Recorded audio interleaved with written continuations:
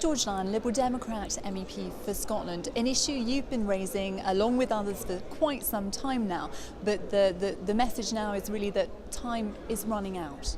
Yes, within about 112 days we are going to see over 80 million eggs still being produced in illegal cages around Europe.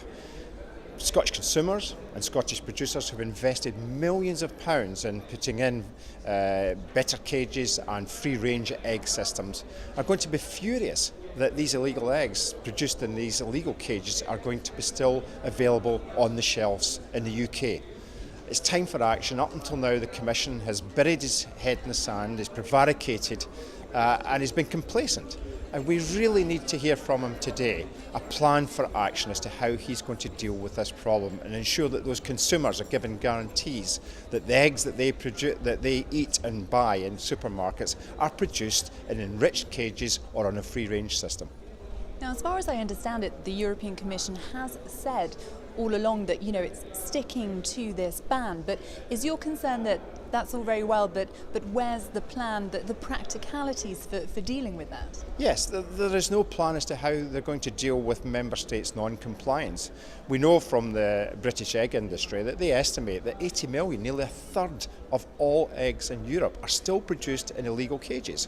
And it's impossible for that to be transformed in 100 days or 112 days. So what we want to hear from the Commissioner, how is he going to make sure that he forces these member states to comply? How is he going to make sure that the producers in all the countries that have invested all that money are not undercut by these cheap illegal imports?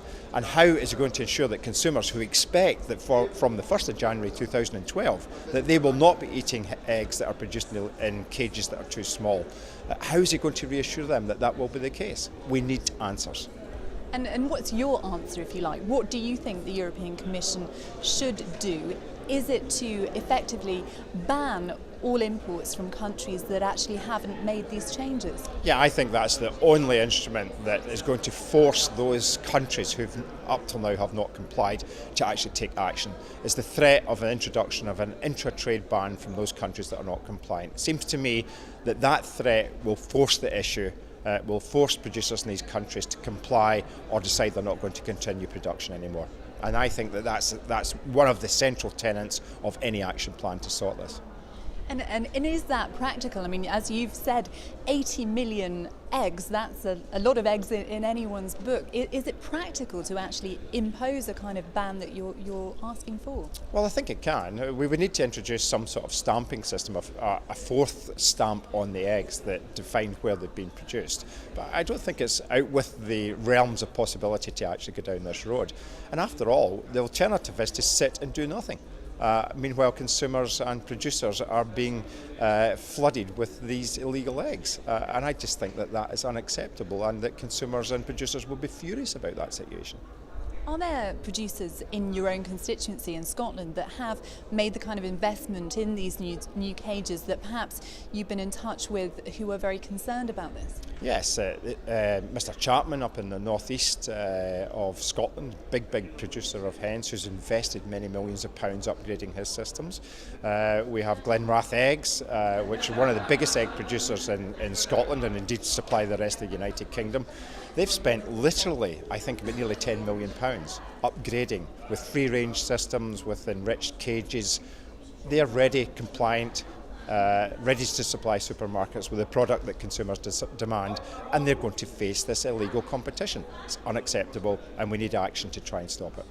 And how seriously could their businesses be undermined if these illegal eggs are allowed onto shelves in the UK after January next year? Well, quite simply, if the supermarkets decide to source from around Europe, they'll be able to buy these eggs cheaper, and it could potentially ruin some of these producers who've invested so much money, because they have the capital to repay in the investment, they've got the interest charges that they need to repay. It's unacceptable that they face that illegal competition and end up being undercut and potentially go out of business.